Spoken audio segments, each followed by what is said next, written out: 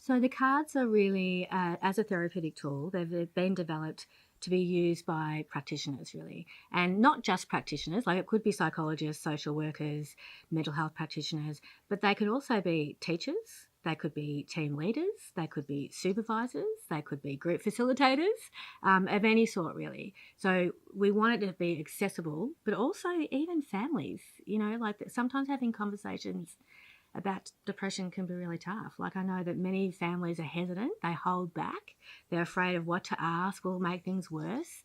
But these have been designed really so they can create safe conversations. So pretty much anyone can use them anywhere in any context that's exploring mental health, and in particular, really people who are really suffering from chronic sadness and distress states such as depression.